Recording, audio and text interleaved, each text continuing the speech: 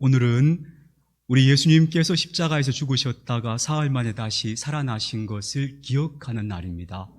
그래서 우리는 이 날을 부활주일이라고 지키고 있습니다. 보통 부활에 대해서 얘기할 때 사람들이 이런 표현을 씁니다. 부활은 신앙의 신비입니다. 이렇게 말해요. 신앙의 신비입니다. 멋있게 들리지만 사실 신비라는 말은 무슨 뜻인가 하면요, 쉽게 말하자면 설명하기 어렵다는 뜻입니다. 바꿔 말하자면 이해하기도 어렵다는 뜻입니다. 그래서 부활을 신앙의 신비입니다 라고 얘기하면서 그렇게밖에 설명할 수가 없습니다 라고 말하는 식인 거죠. 그러기에 부활에 대해서 우리가 지금 확인할 수 있는 남아있는 증거는 아무것도 없습니다. 예수님 부활하셨다는 증거는 우리 앞에 우리가 확인할 수 있는 증거는 없습니다. 이것은 예수님께서 실제로 부활하셨던 2000년 전에도 마찬가지였습니다. 부활하신 예수님에 대한 아무런 직접적 증거는 이 세상에 존재한 적이 없습니다. 그렇다면 우리는 어떻게 부활을 믿게 되었고 또 믿을 수 있는가 하는 것입니다. 정확히 말하자면 부활은 증언만이 남아 있습니다. 증언. 다시 말해 부활하신 예수님을 내가 만났습니다라고 하는 사람들의 증언이 남아 있는 겁니다. 우리는 그 증언을 받아들인 겁니다. 그 증언이 참되다고 믿은 겁니다. 그래서 부활의 가장 명백한 증거가 있다면 그것은 예수님 만난 사람들의 증언이 남아있는 겁니다. 증언. 다른 말로 하자면 부활하신 예수님을 만났다고 말하는 증인들이 남아있는 거예요. 증인들이 있었던 거예요. 그래서 그 증인들의 증언 때문에 우리가 부활을 믿게 되었고 지금도 부활을 기억하고 있는 겁니다. 그렇다면 여러분, 부활신앙의 핵심은 뭐냐? 이렇게 물을 수 있습니다. 예수님 부활하셨다고 말한 그 사람들의 증언을 우리가 어떻게 신뢰할 수 있느냐? 여기에 달려 있는데요. 도대체 그 사람들이 뭐라고 증언했기에, 어떤 증언을 했기 때문에 그 증언을 사람들이 믿게 되었고 오늘날 우리까지도 그 증언을 기억하고 있는가라고 하는 사실입니다. 이게 이제 부활신앙의 핵심인데요. 여러분, 그 당시 정작 사람들을 놀라게 했던 것은 예수님께서 다시 살아나셨다는 소식 자체가 아니었어요. 잘 들어보세요. 이 세상에는 온갖 놀라운 이야기들이 전해져요. 지금도 그래요. 지금도 여전히 지구가 평평합니다는 사람도 있어요. 세상에 우리가 들어보면 놀라운 얘기들이 세상에 얼마나 많이 전해집니까? 근데 우리가 그 말을 다 믿지 않아요. 예수님께서 다시 사셨다는 말 그 자체가 믿음직했던 게 아니에요. 그 말은 정말 누가 들어도 그 말이 되나 싶었던 말이에요. 근데 왜 부활의 사람들에게 받아들여졌는가 하면요, 그 이야기를 전해준 사람들 때문이었어요. 그 사람들이 보기에 저 사람들 말을 믿어야겠는데 싶었던 거예요. 다른 말로 하자면 예수님의 부활의 소식을 증언해준 그 증인들의 삶이 놀라운 모습으로 변화되어졌기 때문이에요. 그 삶에 아주 놀랍고 긍정적인 변화가 일어났기 때문에 저 사람들이 뭔가 경험했구나, 저 사람들의 삶을 바꿀 만한 어떤 놀라운 일들이 일어났구나 라고 사람들이 인정하게 된 거예요. 그래서 여러분, 이렇게도 설명할 수 있어요. 예수님께서 다시 부활하셨습니다 하는 그날은 어떤 의미인가 하면요, 예수님을 따르던 사람들이 다시 살아난 날이에요. 죽을 것 같아 했던 사람들이 아니야, 우리가 살아야겠어 라고 다시 일어선 날이에요. 그래서 예수님이 부활하신 날이기도 하면서 동시에 예수님의 부활을 증언했던 그 사람들이 다시 살아난 날이에요. 그래서 그날이 부활이고요. 우리가 그래서 그 소식을 이거 신빙성 있는데 라고 받아들이게 된 거예요. 그들의 삶에서 매우 의미 있는 변화가 일어났기 때문에 그 사람들이 말한 부활의 소식이 허공 속으로 흩어지지 않았던 거예요. 그래서 예수님의 부활은 다른 말로 하자면 그를 따르던 제자들의 부활이기도 했어요. 자, 이 말을 저는 오늘 우리에게 어떻게 적용하고 싶은가 하면요, 그 부활은 그러므로 오늘 우리의 부활이어야 해요. 예수님 2000년 전에 부활하셨어요 라고 기쁘다 하는 것으로 끝나면은 그 부활은 그냥 2000년 전에 일어났던 어떤 사건에 불과하지만 그 예수님의 부활이 오늘 내 삶의 방향을 바꿔줬어요. 나도 그분 때문에 나도 새로운 인생을 살고 싶어요. 나도 달라지고 싶어요. 나도 내 인생의 방향 전환을 하고 싶어요. 그러면 그 부활이 진짜 우리에게 의미 있는 부활이 되고 그 예수님께서 오늘 우리 속에서 부활하시는 거예요, 그게. 그래서 오늘 말씀의 제목이 부활을 산다는 거예요. 부활을 살아야 해요. 부활하셨어요 하는 게 아니고요. 그 부활이 오늘 나의 부활이 되는 거예요. 제자들이 예수님의 부활이 그들의 부활이 되었기 때문에 그 증언이 오늘 우리에게 신뢰성이 생긴 것처럼 오늘 우리가 예수님의 부활이 우리의 부활이 되어야 그 의미가 있는 거예요. 오늘 우리가 함께 읽은 본문에서 이렇게 말하고 있어요. 그리스도를 죽은 자 가운데서 살리신 것처럼 우리도 또한 새 생명 가운데서 행하게 하려 하십니다. 그래요. 이 말이 무슨 말인가 하면요, 예수께서 부활하신 것은 무슨 의미인가 하면 우리를 새로운 생명 속에서 살게 하기 위해서 부활하셨다는 거예요. 새 생명 안에서 행하도록 하기 위해서 부활하셨다는 거예요. 이렇게 말할 수 있어요. 예수님 왜 부활하셨는가? 우리가 그동안 죽은 것 같은 삶을 살았는데 부활하셔서 우리를 흔들어서 살게 만드셨다는 거예요. 그래서 예수님 부활하셨다고 바울은 말하고 있는 거예요. 우리를 흔들어 깨워서 진짜 살아있구나, 내가 살아있구나 하는 삶으로 나아가도록 하기 위해서, 생명 안에서 행하도록 하기 위해서 우리를 위해서 당신이 부활하셨다는 거예요. 전 이 말을 이렇게도 바꿀 수 있다고 생각하거든요. 내가 지금까지 살아왔던 삶보다 더 나은 삶을 살도록 하기 위해서 예수님 부활하셨다. 지금까지 내가 살아온 삶보다 훨씬 더 기쁨이 있는 삶을 살도록 하기 위해서 예수님 부활하셨다. 내가 지금까지 살아온 삶보다 더 가치 있고 의미 있는 삶을 살도록 하기 위해서 예수님 부활하셨다. 이렇게 말할 수 있는 거예요. 그래서 오늘 우리의 과제는 부활을 어떻게 살 것인가? 그게 우리의 궁금함이 되어야 한다고 생각해요. 그럼 이제 저는 대표적인 예수님의 제자 세 사람, 부활을 경험했던 세 분의 이야기를 가지고 그게 어떤 것인가, 어떤 게 진짜 생명 안에서 사는 것이고 다시 태어나는 것이고 부활하는 삶인가 하는 것을 좀 말씀드리고 싶은데요. 그 첫 번째는 베드로의 경우예요. 베드로 경우. 네, 베드로의 경우를 볼 수 있는 경우가 요한복음 21장에 잘 나온다고 저는 생각해요. 이런 말씀이 있죠. 예수님께서 베드로에게 3번 너 내 양을 먹여라 당부하신 다음에, 우리는 여기까지가 굉장히 중요한 말씀이 그 다음부터는 부록인 줄 알지만 제가 보기엔 그 다음 말씀이 더 의미가 있다는 생각이 들거든요. 그 다음 이런 말씀 덧붙이셔요. 내가 진실로 너에게 이르노니 네가 젊어서는 스스로 띠뛰고 원하는 곳으로 다녔지만 늙어서는 누군가가 네 팔을 벌릴 건데 남이 너한테 띠띠우고 네가 원하지 않는 곳으로 데려갈 거야. 이렇게 말씀하셔요. 이 말씀 되게 중요한 말씀이에요. 이 말씀 무슨 말씀인가 하면 앞으로 베드로의 삶의 태도가 어떻게 달라져야 하는가를 가르쳐주는 말씀이에요. 베드로에게 어떤 일을 하라는 게 아니고요, 네가 삶을 대하는 태도, 네가 삶을 사는 방식이 어떻게 달라져야 하는가를 가르쳐 주신 거예요. 이게 무슨 소린가? 왜 이런 말씀, 알쏭달쏭한 말씀 하셨지? 큐블러 로스라고 하는 유명한 그 분이 있거든요. 이분이 이제 호스피스 의학을 창시했다는 분인데 그분의 책 인생 수업이라는 책이 있어요. 제가 이 책을 너무 좋아해서 결혼하는 친구들에게 선물로 주는 책이에요. 네, 그 친구들이 그 나이에 그 의미를 이해할지는 모르겠지만 두고 읽어보라고 선물로 주는데요. 거기 책 대목 이런 이야기가 나옵니다. 어떤 여성이 차를 운전해서 고속도로에 올라갔어요.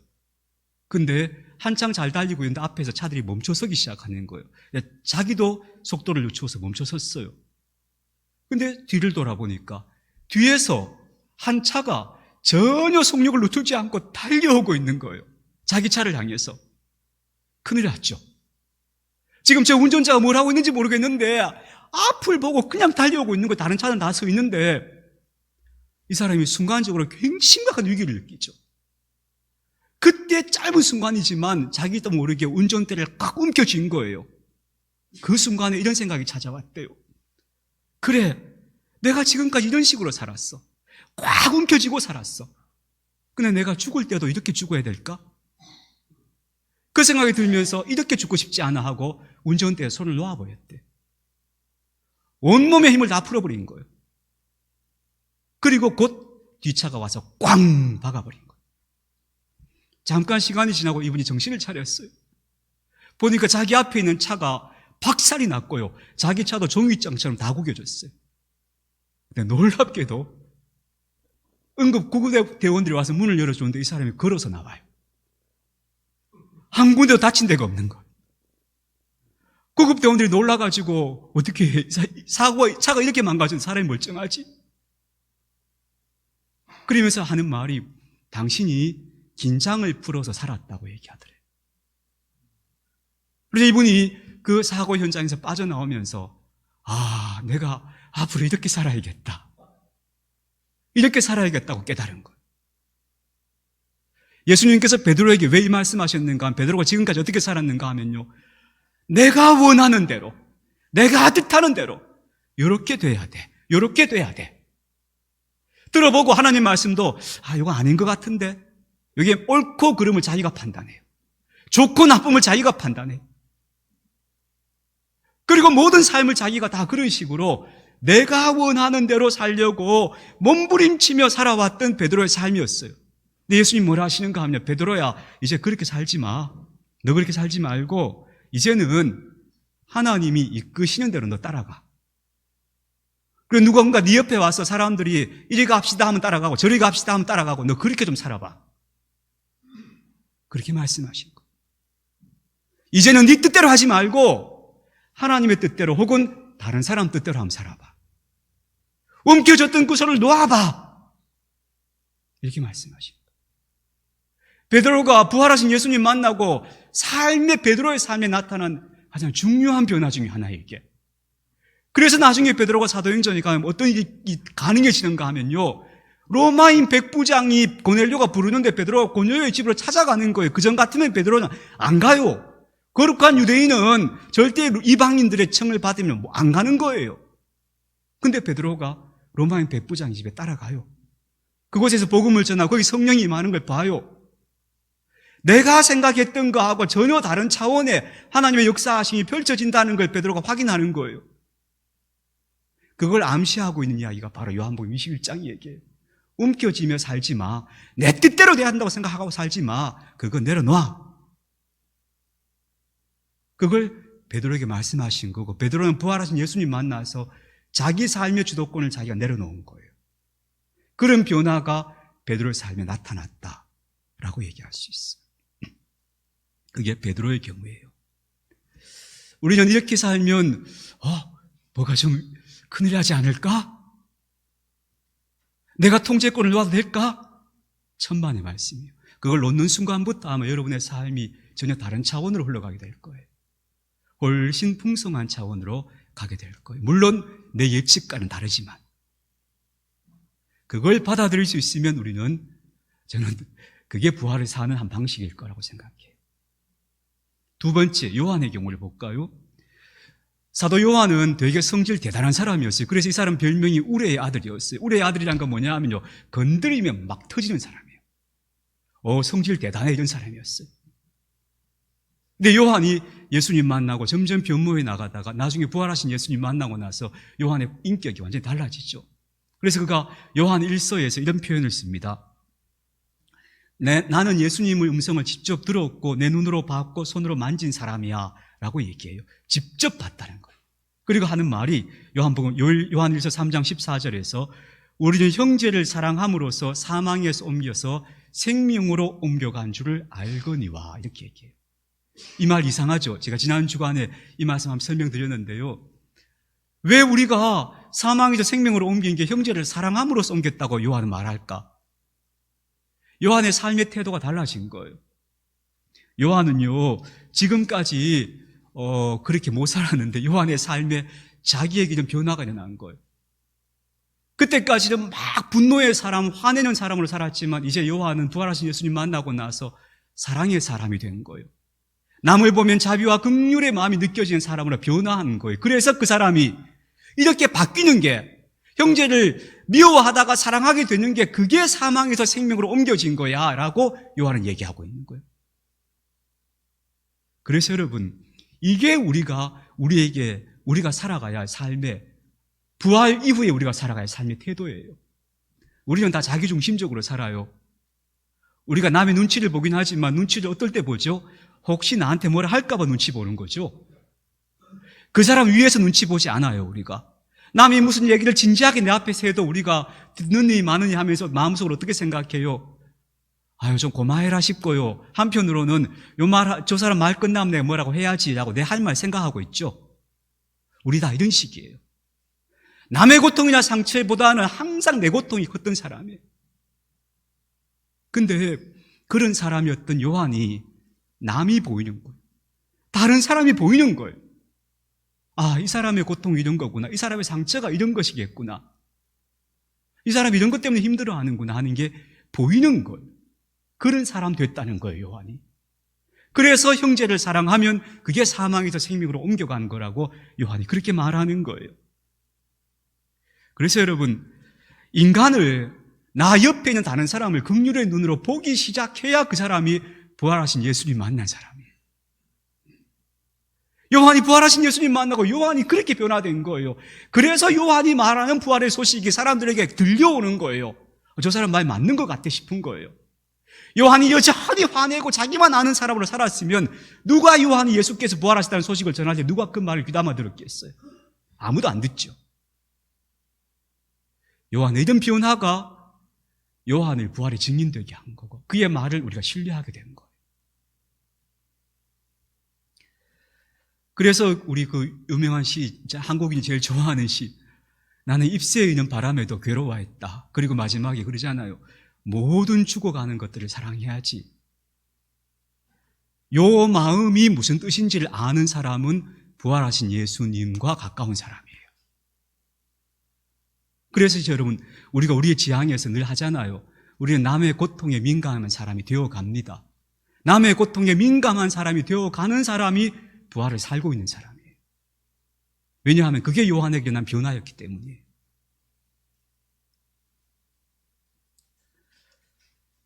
그러면 나는 그런 사람을 우리 뭐라고 부르는가 하면 감수성이 열린 사람이에요. 영혼이 깨어난 사람. 아픔의 소식, 남의 상처 이런 게 막 들려오고 보이는 사람.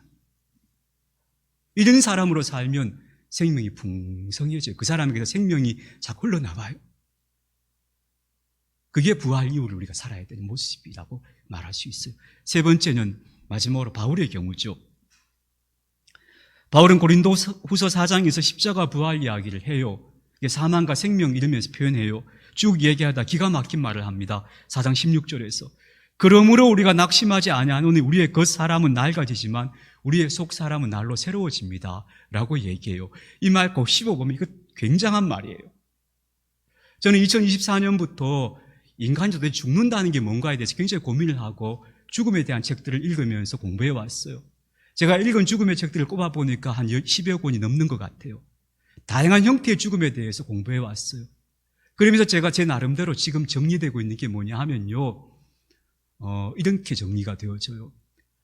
죽음이란 건 한순간 숨이 딱 끊어지는 그게 죽음 아니다.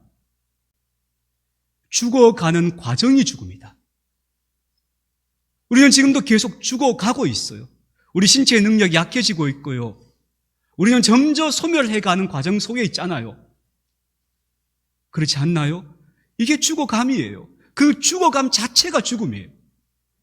제가 죽음을 다르게 보게 돼요. 죽음은 한 점이 아니고 그 마지막 순간을 향해서 계속 내려가는 내리막길, 그게 죽음이구나. 근데 바울이 놀라운 얘기를 하는 거예요. 우리의 육체는 그렇게 내리막길로 가고 있지만 우리의 속 사람은 날로 새로워지고 있다고 얘기해요. 자기가 그렇다는 거예요. 이게 무슨 얘기예요? 나는 지금 죽어가고 있지만 한편으로 나는 살아나고 있다는 거예요. 누가? 내 속 사람이, 내 영혼이 점점 멋있어지고 있고 점점 아름다워지고 있고 점점 괜찮아지고 있어요 라고 얘기하고 있는 거예요. 이게 바울이 부활하신 예수님 만나고 나서 바울이 고백하고 있는 이야기예요. 그가 사망과 죽음과 생명에 대해서 얘기하면서 십자가 부활에 대해서 하면서 바울이 하는 얘기예요. 다시 말하면 육체로는 죽어가는 것처럼 보이지만 사실은 그 과정이 내 내면이 살아나고 있는 살아남의 과정입니다. 나는 더 좋은 사람이 되어가고 있고 더 따뜻하고 더 행복하고 더 지혜로운 사람으로 자라나고 있습니다 하고 바울이 얘기하고 있는 거예요. 그러다가 때가 오면 그 영광의 아침에 나는 다시 깨어날 것입니다. 이게 바울이 부활하신 예수님 만나고 그가 딱 자기 마음속에 정리된 이야기예요. 이거예요, 여러분. 우리가 예수님의 부활을 산다는 건 이거예요. 나는 하나님이 부르시는 그날까지 내 육신은 점점 약해지고 있고 늙어지고 있고 정신은 자꾸 충명을 잃어가고 있고 이러고 있구나 하는 게 아니에요. 그래, 내 몸은 그래.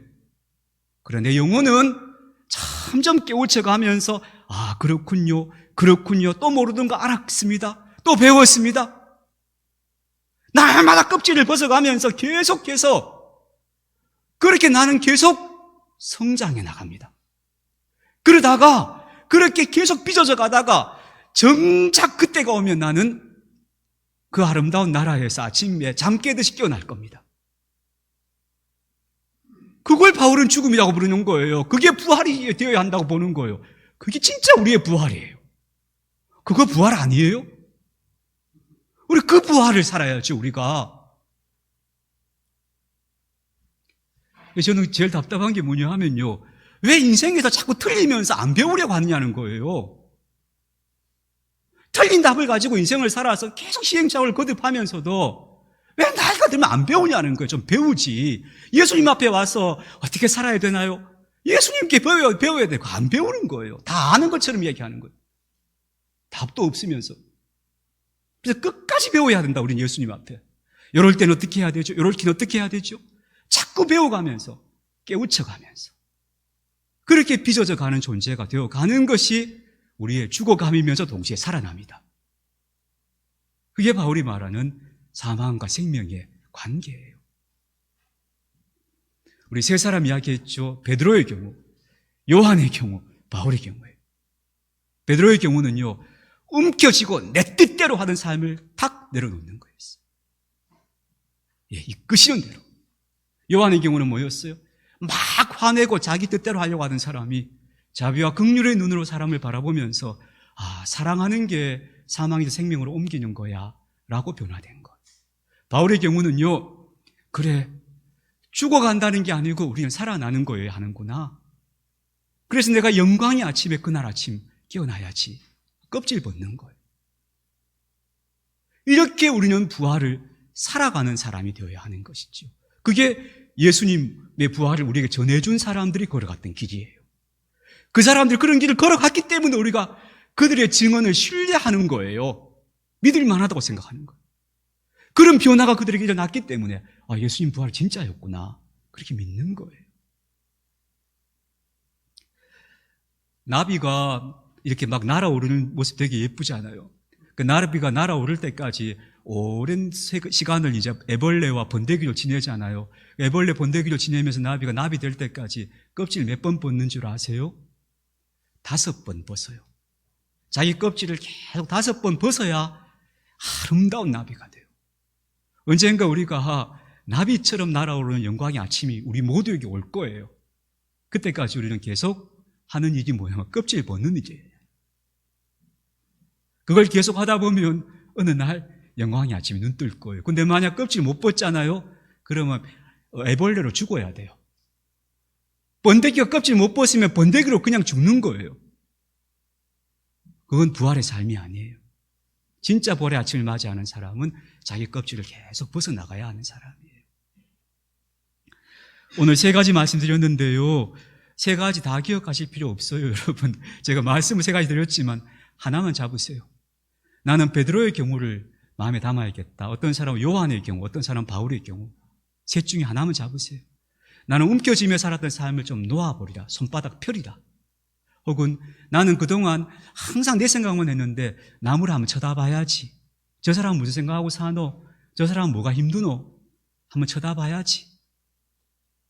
혹은 나는 지금까지 나는 그저 이렇게 소멸하고 이렇게 죽어가고 낡아지는구나 했는데 아니구나. 내 속 사람은 날마다 성장할 수 있구나. 난 그렇게 멋있어져야지. 요 셋 중에 하나만 잡으세요. 근데 왜 그런가 하면 한 길로 가면 다른 길과 다 나중에 만나게 돼요. 그래서 세 가지 다 기억하실 필요 없어요. 셋 다 기억하려다 다 잊어버려요. 그 중에 셋 중에 하나만 딱 잡으시길 바랍니다. 자, 이렇게 우리의 삶의 방향이 달라질 때 저는 2026년 여기 울산 동구에서 우리 예수님이 진짜로 부활하신 것이 된다. 그렇게 믿어요. 진짜 예수님 부활하셨습니다. 부활하신 것이 되게 하려면 내가 부활의 삶을 살아야 돼요. 네. 그것이 우리에게서 그 삶에 그렇다고 온전해지는 건 아니에요. 방향을 그렇게 정하는 거예요. 그 방향으로 가다 보면 와, 예수님 진짜 부활하셨다. 나를 바꾸셨고 내 삶을 바꾸셨고 이렇게 예수님은 우리 안에 살아계시는구나 하는 그런 고백에 이르게 될 것이라고 믿습니다. 그런 부활을 살아내는 저와 여러분들이 되었으면 좋겠습니다.